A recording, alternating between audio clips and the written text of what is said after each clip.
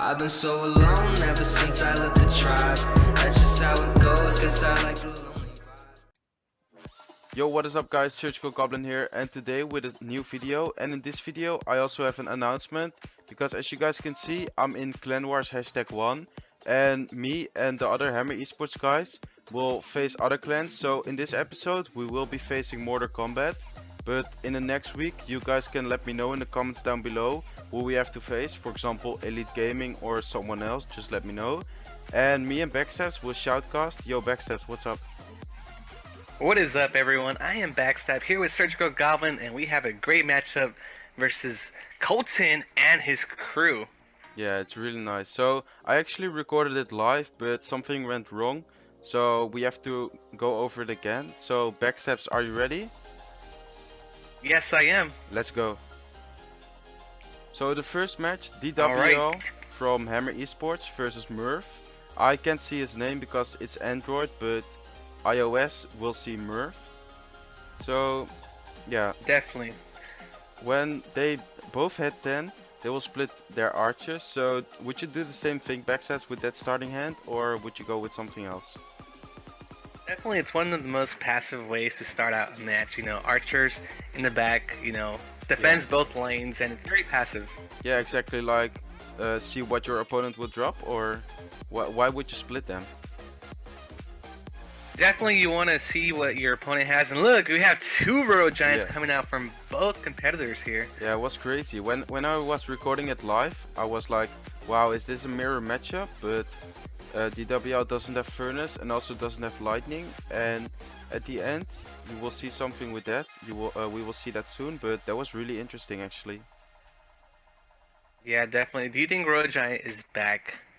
I definitely think it is really good, but sometimes it can also be like countered pretty easy. For example, if you have an Inferno Tower and they don't really have something to counter that, the Royal Giant will be useless, I think. What about you? I think it can be countered, but also it's just so good when on Yeah, the right true. hands. Especially for Nice zap coming out. Yeah, that was a really reactive zap by DWL, but the Royal Giant still didn't make it to the tower. But what I wanted to say is like, RG is just really strong versus, for example, an Expo deck, or if you don't have a defensive structure. So yeah, in that way, Royal Giant can be really good, yeah. But both actually... Yeah, definitely Royal Giant. Yeah, go ahead, sorry. Royal Giant is definitely great against siege decks, like you said. Yeah. But now he has to deal with this Furnace. So he fireballs that, and Murph, he didn't reveal his lightning yet. So here Murph will go with Royal Giant, and DWL will Inferno Tower.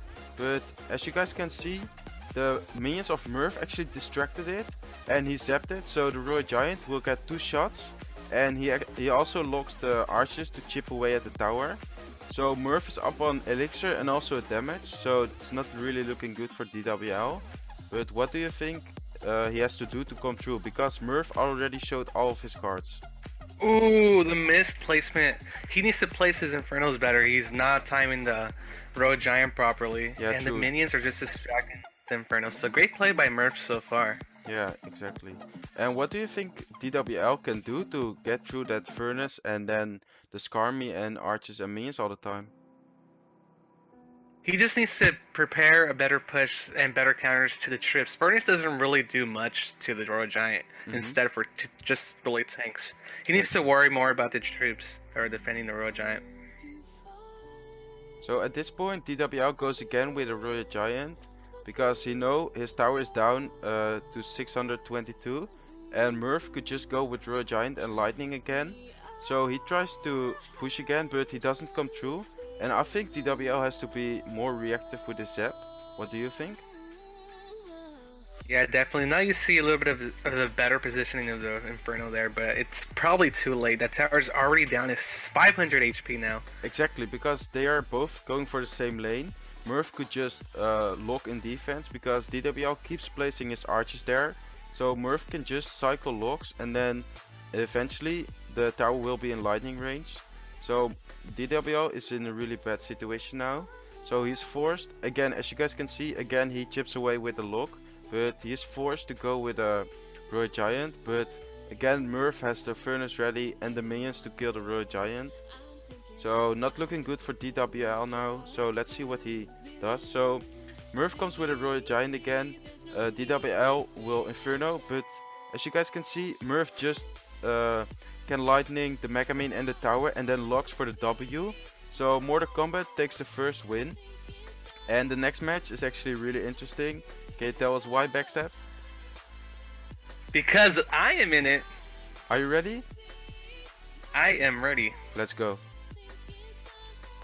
So yeah, you can tell us why you did something, and yeah, just go over the game if you want. And if I see anything what you could have done different, or I will ask why, I will definitely ask that. Alright, definitely we're using this Barbarian Graveyard deck, very defensive deck here. Decided to log his Princess just because, you know, I don't want him bashing on my Barbarians. But he has a Furnace. Furnace is a great counter to Barbarian Hub, right? Yeah.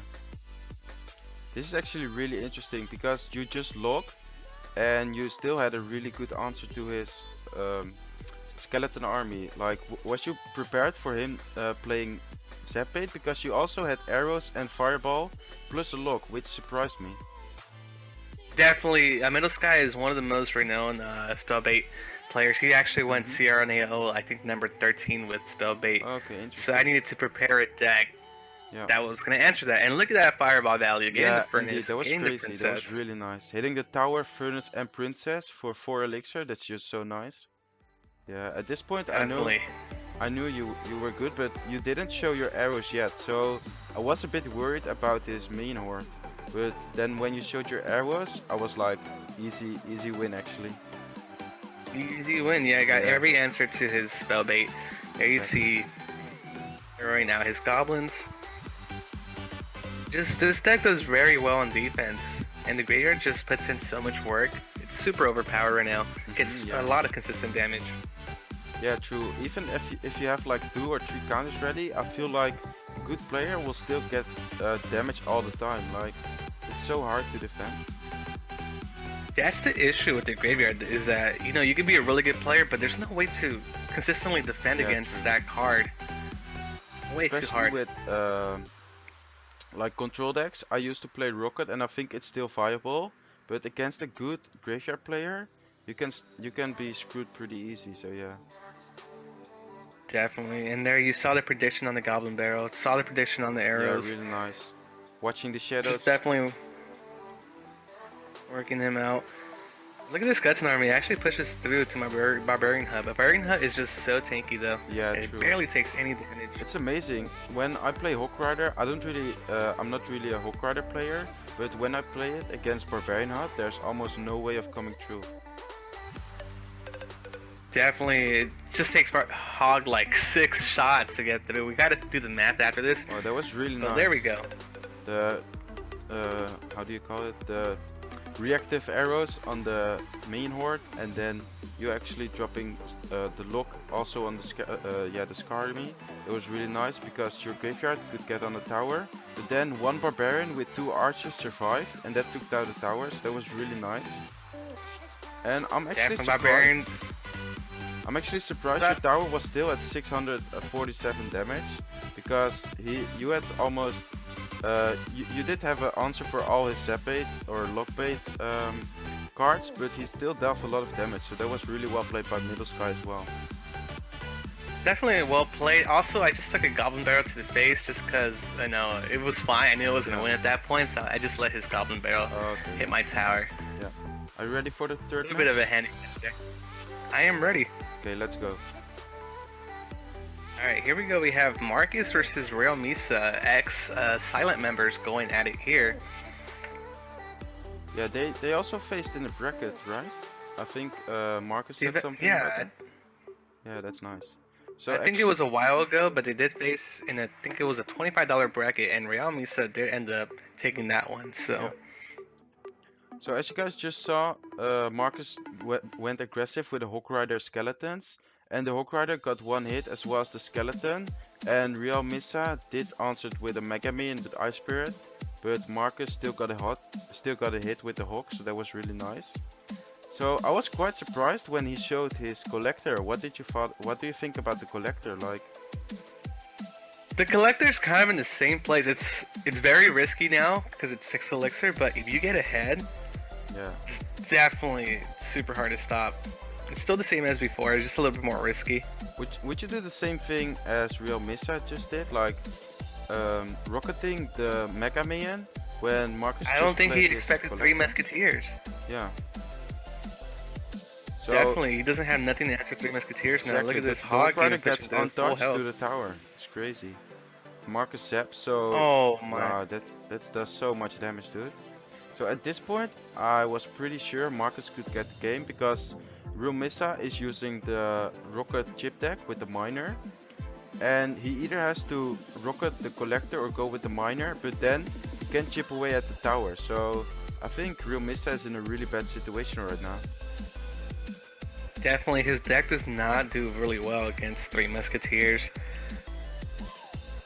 So as you guys We'll can see, he's still a really good player.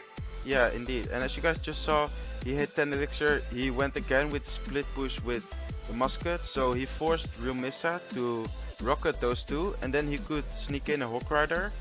And the tower is locked on the ice golem, so the Hawk Rider will get another hit, but Real Missa locks.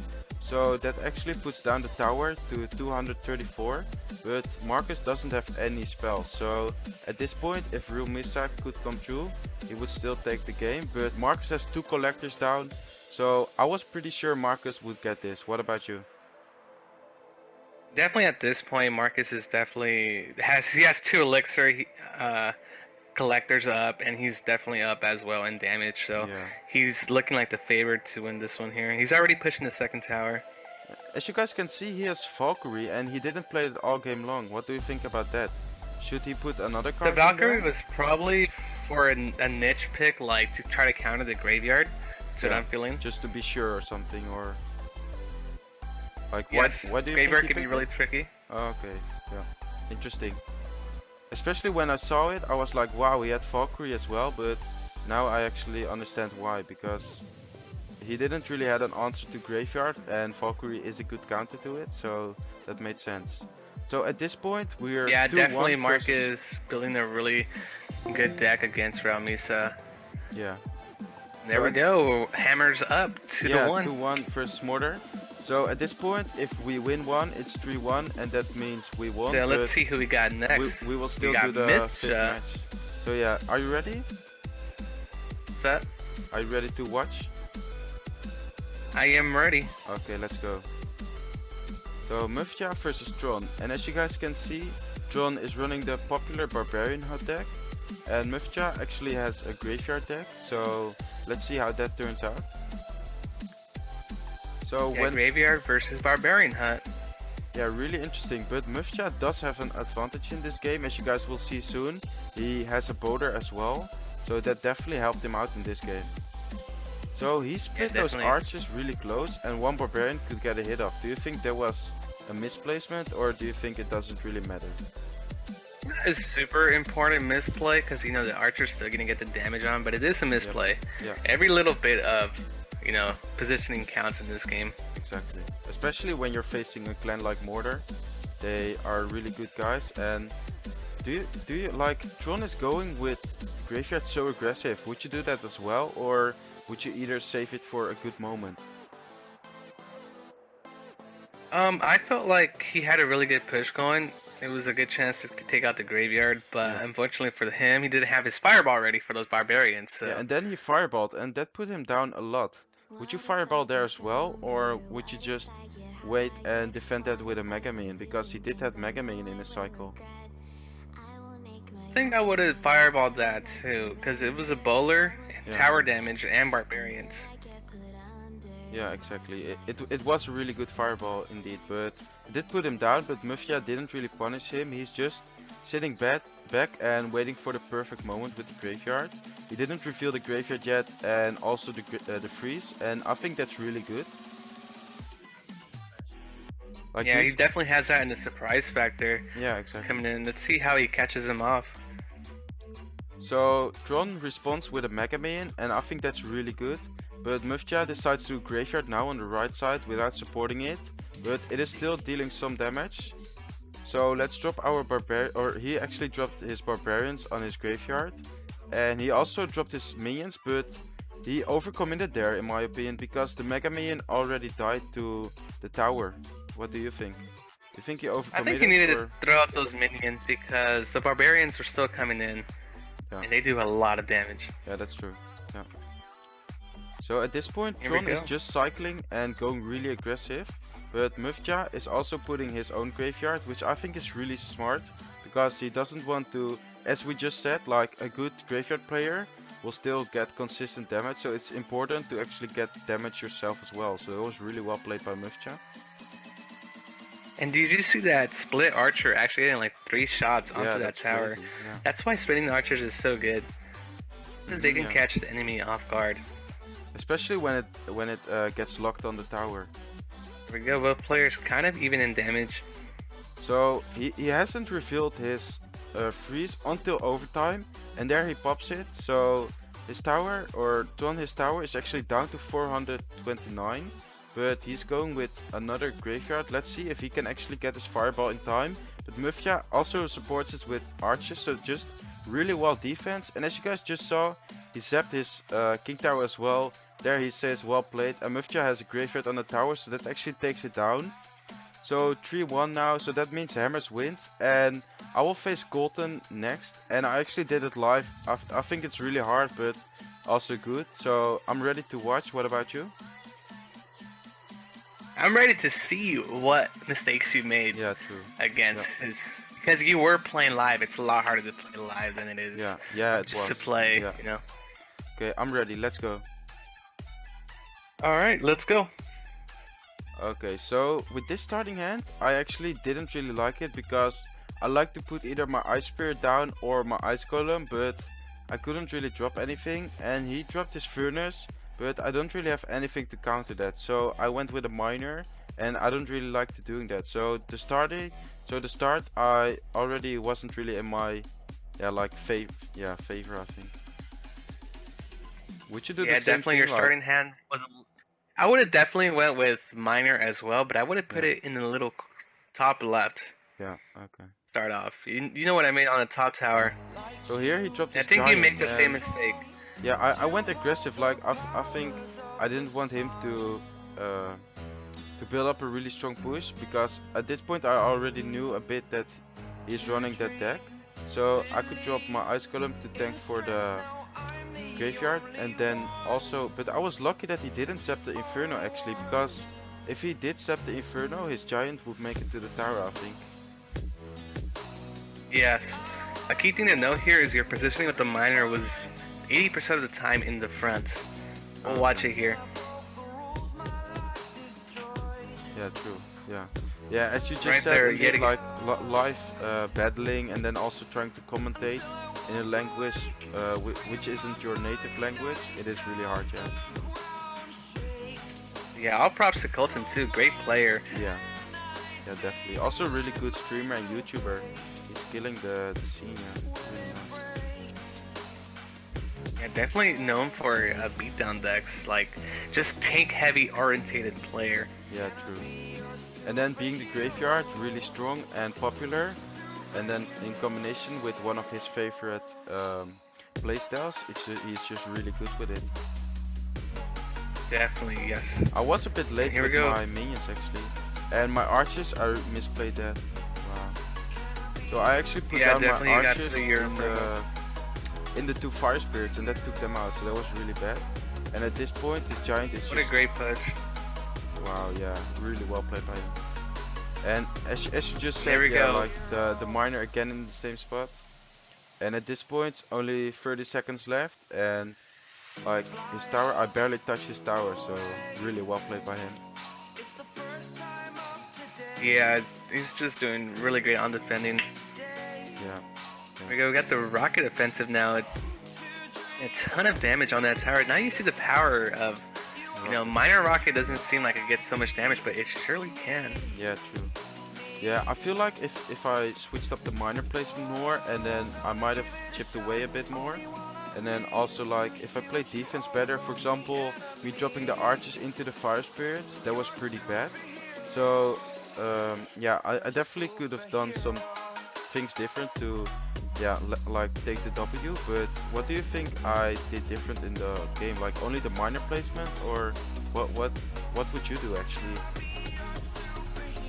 Just being a little more reactive towards the graveyard will help you out. Placing minions a little bit sooner, placing the ice golem a little bit further back so it actually blows up on the skeletons. Actually, does a big deal. Yeah.